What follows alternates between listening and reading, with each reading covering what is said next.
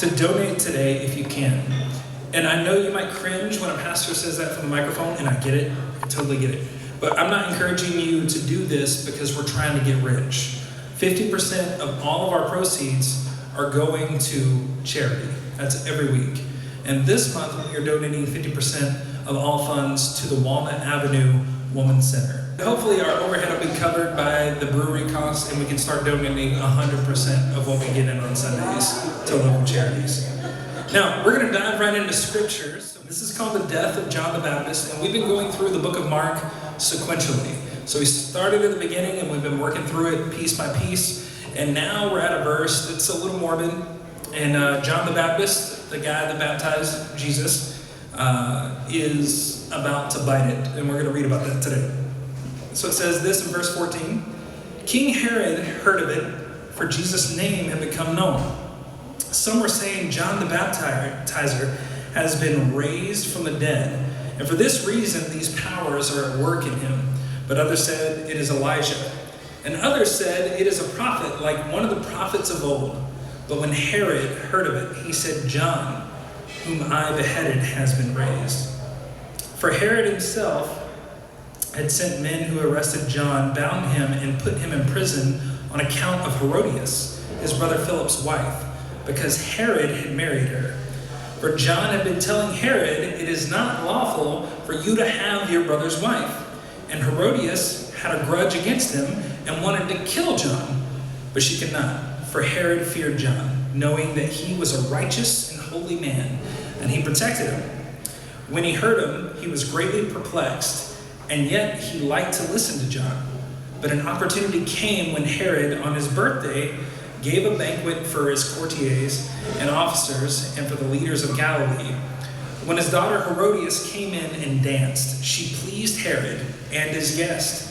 And the king said to the girl, ask me whatever you wish, and I will give it. And he solemnly swore to her, whatever you ask me, I will give you, even half of my kingdom. She went out and said to her mother, what should I ask for? She replied, the head of John the Baptizer. Immediately she rushed back to the king and requested, I want you to give me at once the head of John the Baptist on a platter. The king was deeply grieved, yet out of regard for his oaths and for his guest, he did not want to refuse her. Immediately the king sent a soldier of the guard with orders to bring John's head. He went and beheaded him in the prison, brought his head on a platter, and gave it to the girl. Then the girl gave it to her mother. When his disciples heard about it, they came and took his body and laid it in a tomb. All right, now it's time for you to make your observations. So turn to your neighbor, talk about the story that we just read. That's a little morbid, I know, but talk about your observations about what's going on in this passage. So who's got something they would like to share that they talked about? Who's going to kick it off? Eric's. Actually, it was more like just confused. There was a lot of people, and I'm like, is it Herodias? And is there another Herodias? So Herodias, the daughter was Herodias too in a lot of translations, and some she has a different name, I think. So they both call her Herodias. I know it's a little weird. Our observations were it was like the wife, Herodias' reputation was kind of on the line. Mm-hmm. He said their marriage was immoral, basically. Mm-hmm. And so she was the one, she was the one that wanted to kill John, that Herod was afraid of him. Mm-hmm. Then his reputation also was on the line for being honest, trying to tell him through his oaths. When do leaders like being criticized? Well, this is, especially They immediately went to the news, and I don't know the name. Yeah, Khashoggi was criticizing a prince, and also criticized Trump. Maybe he's more like the wife in this situation. And then he was killed, allegedly. So that we just brought that into the present, what reminded us of.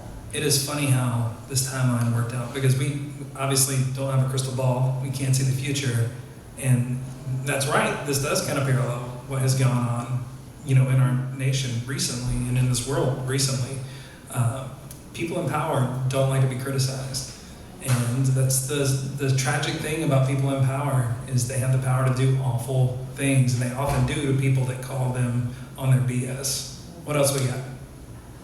Yes. So I have a question around that he shouldn't have married his brother's wife because that actually was common practice that you would marry your brother's spouse if your brother died. If the brother died, but his brother was alive. Okay, so see, It doesn't say that. It doesn't say that at So all. I'm thinking like culturally that was the norm, so why is he saying it's not okay? Well, thank you for that answer. Yeah. And then also just the idea that it starts with the fact that Herod recognized John as someone with power and purity, and yet because he had made this promise, there's similar kind of stories throughout the Bible where somebody makes a statement and without understanding what the possible consequences of whatever request might be, and then having significant,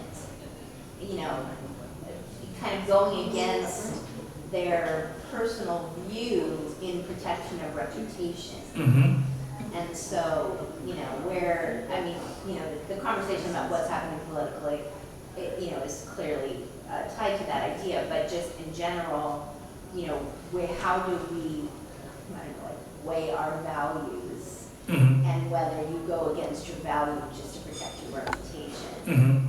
And that's wow, why would you do this? Exactly. It didn't make any sense that in my mind, at least like upon reading the verse initially, that he would have John killed, because it seemed like John was the good guy and she was the bad guy. Yeah. But if you read in the Greek, it makes it a little more clear that he is lusting after the daughter as well.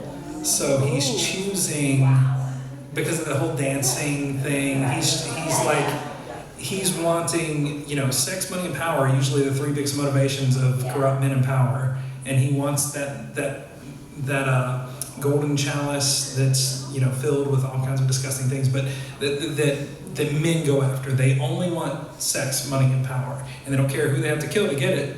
And John's standing in the way of that at this point. So one thing that's interesting about this passage is the stories about John the Baptist's severed head that emerged in church history concerning the location of John's skull. And I'm not trying to be morbid here, but this happened historically. It's intriguing because this skull is considered, or was considered, to be an ancient artifact, like something you would see in like an Indiana Jones movie that was supposedly like lost and then found again and lost and then found again and lost and found again and over and over and over hundreds of years. And there's competing legends about the claims of who actually possesses John's skull, or people that are boasting of having authentic portions of John's skull in church history. So it's interesting. And I think the head of John the Baptist became this mythical relic because it's such an interesting story.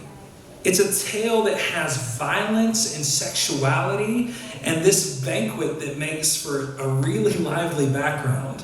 There's a holy prophet, a lecherous king, and a scheming woman. It's like the three-eyed raven, Robert Baratheon, and Cersei Lannister all got together in the Bible for a story.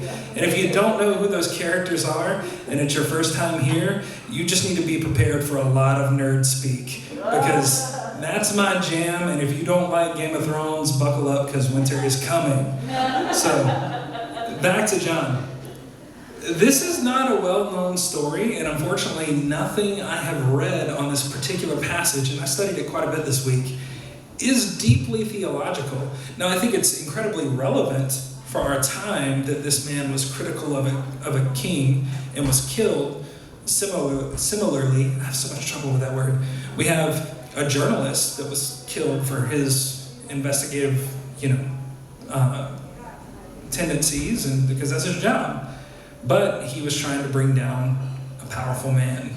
And powerful men don't like that very much historically. But concerning this story, certain biblical verses retain broad cultural currency today. I don't know that this verse is one of them. Verses like Adam and Eve and Cain and Abel and the creation story and the parables of Jesus, the Good Samaritan, the prodigal son. Others like this verse, though, were well known at some point, I'm sure, but now their meaning has become so obscure that I think it's hard to grasp what's really being said here. But not every biblical narrative, and I was thinking about that this week, provides readily digestible spiritual lessons or a bright arrow pointing to Jesus Christ. In this case, the foreshadowing of Jesus' death might be the only appropriate conclusion as to why the story is even in the Bible in the first place. So we're not sure if there's any deeper meaning than that here. No one knows. And that's okay sometimes. We should allow Scripture to puzzle us, to bother us, and even entertain us. I'm a Game of Thrones fan. I was kind of watching this through that lens when I was studying it this week, and I was entertained. The Bible contains countless marvelous stories, some of them humorous, some of them grim, like this one.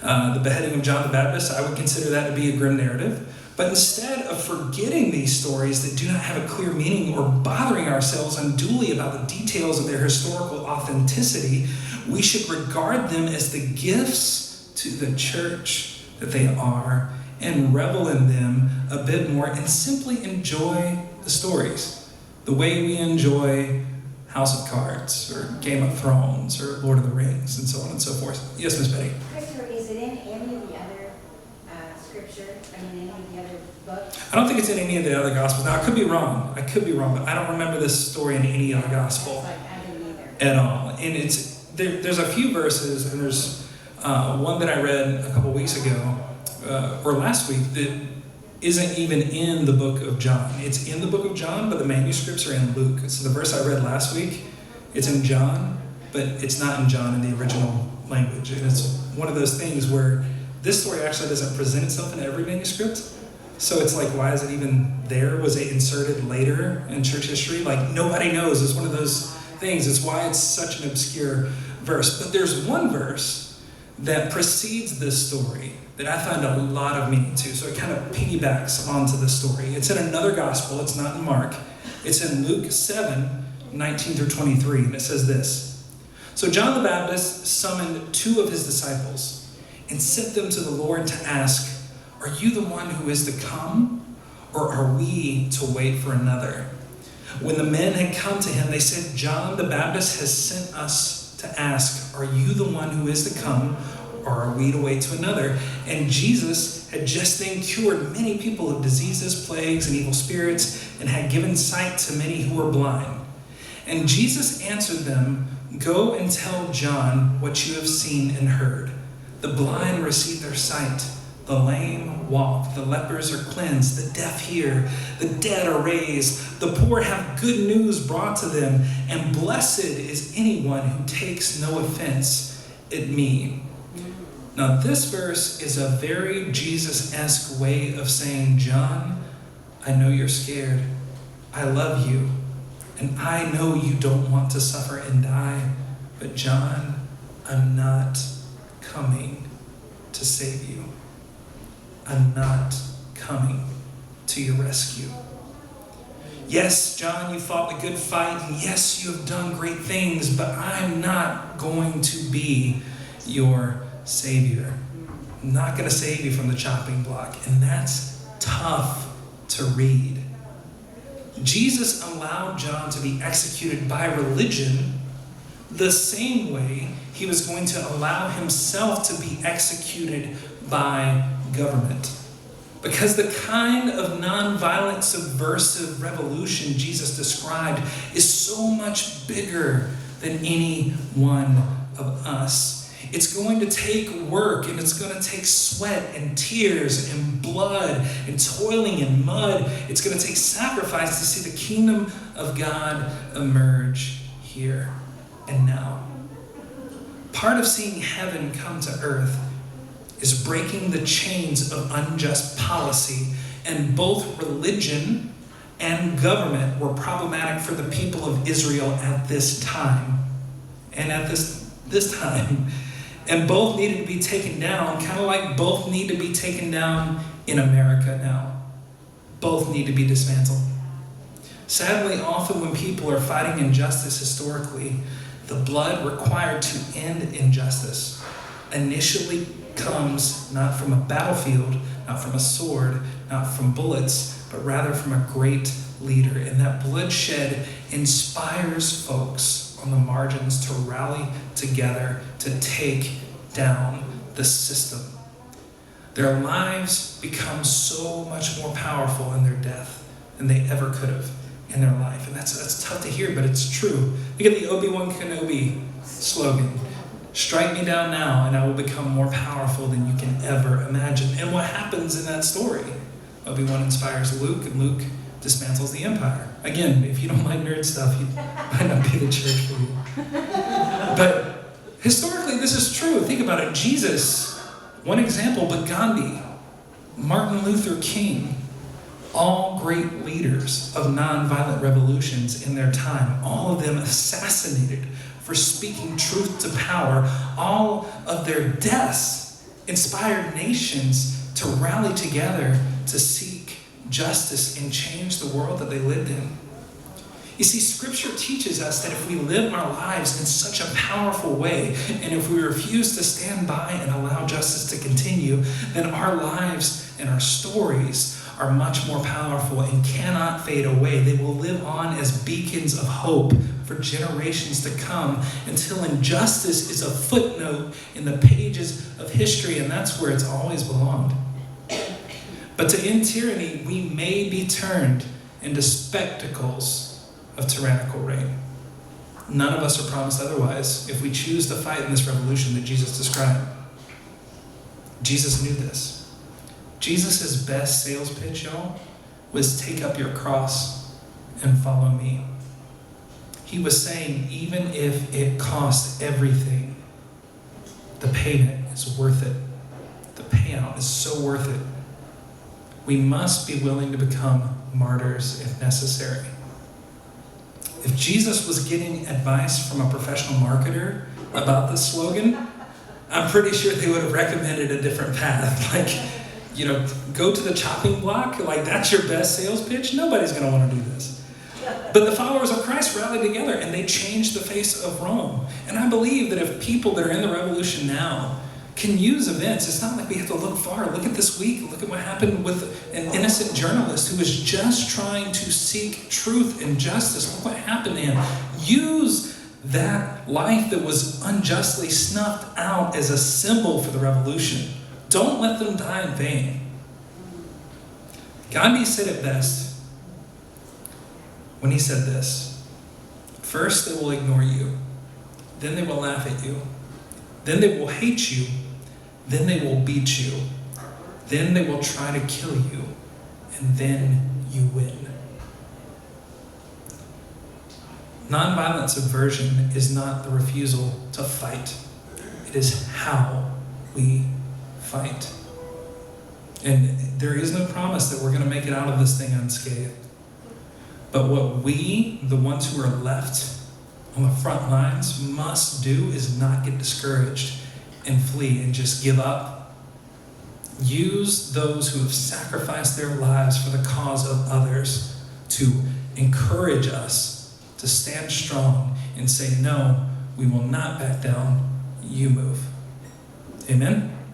Amen. Now it's time for application. So now that we've talked about all of that stuff, let's talk about how we're going to apply this here and now.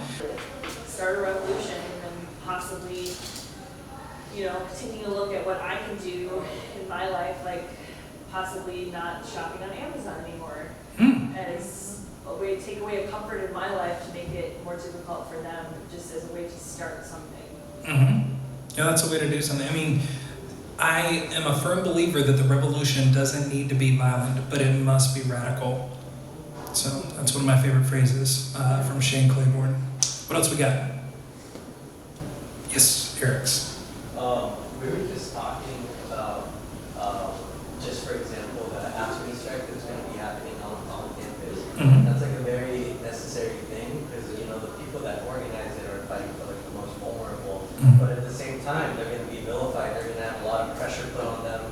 why are you starting, like, why are you, like, making this worse? Why are you hurting, you're gonna hurt other people, like, in the process or whatever, because, like, it's like hard, you know? Like, I can't imagine the kind of pressure they must be going through. One, to, like, you know, survive and live their own life and, like, feed themselves and stuff, but also take on this when, like, other people push back against it. Because they are speaking truth to power. They are, like, advocating for the most vulnerable in the UC, like, and, like, you know, like we were saying, like, people in power don't want to give up some of that power, and, like, giving workers rights, like, and protections is that's a big, like, wrench in their machine. Yeah, it blows my mind. I've had this conversation with so many people, like how many folks defend their oppressor. Like, it just blows my mind. Like, they fight on the side of oppression, like, when in reality, they can be liberated too. Some of the most hardest working people I've ever met in my life are, like, super into defending corporations and their rights to treat employees however they want. And meanwhile, they're, you know, not even able to get disability yet, but their discs are blown out from their back because their employers didn't take care of them. And it's just like, how have we become so brainwashed that we have literally been defending those causing the problem? You know what I'm saying? It's frustrating. Yeah, absolutely. Go ahead. The other one that I really wanted to mention was, like, the patriarchy and misogyny, and, like, how, like, you know, there are a lot of people that, what we say, blessed is anyone who takes no offense at me, because the people that do take offense are, like, being defensive, you know? Yeah. They're not really listening or trying to learn, they're pushing back. And that can be, like, a lot of men, like, with Avanal, like, I know that there are people that are like, well, I can see both sides of it. And I'm like, whoa, if you're looking at his side and you're, like, giving him a benefit of the doubt, that's in your own self-interest, because it's like if you protect his transgressions from when he was younger and you, like, kind of, like, dismiss them or whatever and allow this person to thrive, it's like a protection for yourself in case you ever mess up too. I thought it was very telling about our culture that we sentenced Bill Cosby and nominated Brett Kavanaugh in the same week. I just was like, this is such a reflection of American culture. And what else we got? We got time for one more. Yes. So, I mean, we were just talking about, like, yes, it's really hard to be a radical change agent, and that there's so many things to be worried and concerned about right now, and that's, you know, I found over the course of my kind of, like, work in the community that it can be overwhelming to think about them all.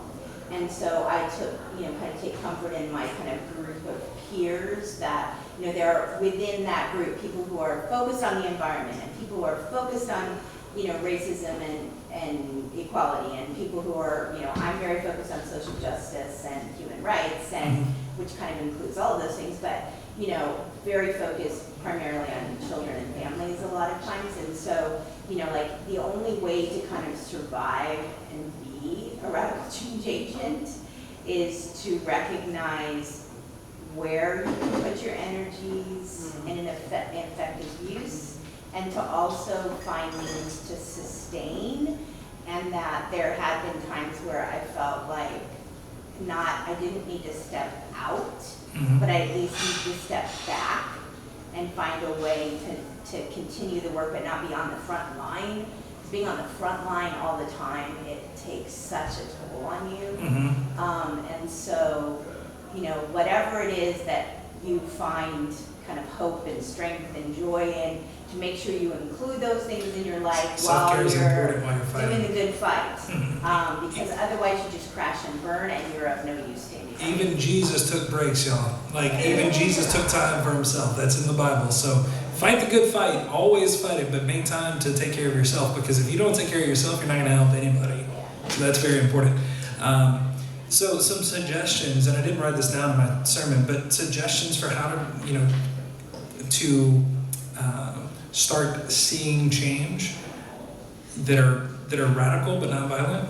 Boycotts work. What are the three things we just said that powerful men, and in our culture, powerful white men are always after? What are they? Sex, money, power. Money's a big one. Money's a huge one. If you hit them in their wallets, it will start to change things. It may take a little while, but it will start to change things. So boycotts are awesome. And in the process, pro-cot as well. Pro-cot local businesses that are, local to your area and that are owned by people that have progressive initiatives. Buy from them, buy local. I think at the same time, we can change things, the paradigm, by not supporting giant corporate entities that aren't taking care of their employees. That's one way you can make a change. Another way you can make a change is be present, get involved with local organizations, and not just when it's a big march that's for show. Those are awesome and they work, but do the hard work of getting to know people and asking how you can help out between the times of those marches. You feel what I'm saying? Get involved there as well. Those are two suggestions that I think would really work. I know there's a tendency to want to be violent with some folks. I saw a meme this week that was like, hey, if you break a bigot's arm, he's got 50% less arm to do bigot stuff with. And I was like, I get the desire to want to retaliate violently, but oftentimes when we do, what does the media do? Blow it up. They blow it up and they spin it back to us, the victims, being the victimizers. So the moment you start using violence as a tactic, a lot of times it gets spun against us. That's why I say that the decision to participate in the revolution in a nonviolent way is not the refusal to fight, but it's rather the methodology and how we win, if that makes sense. So the things I learned this week are that the Bible never says that any of us are making it out alive if we decide to make change. We're not making it out of this thing alive, even if we don't decide to fight for something just. I got news for you. Everybody in this room was terminal the day you were born. The prognosis is not good for anybody in this room. We're all going to die. We can't control the certainty of death, but we can control how we enter into the next life or how we leave this one. How we leave this world is a choice. How we go out of this thing we call life should matter more than how we endure. Do something with it. John's name, for example, will be remembered throughout church history because he was martyred for speaking truth to power. And may we find the courage to do the same. And my final observation is this. Life is too short to get bogged down in a constant quest for meaning in everything. I did that this week. Sometimes we need to take a step back and, as Jody said, just take care of ourselves for a minute while we're fighting the good fight. That's important too. Find value in simply enjoying things as they are.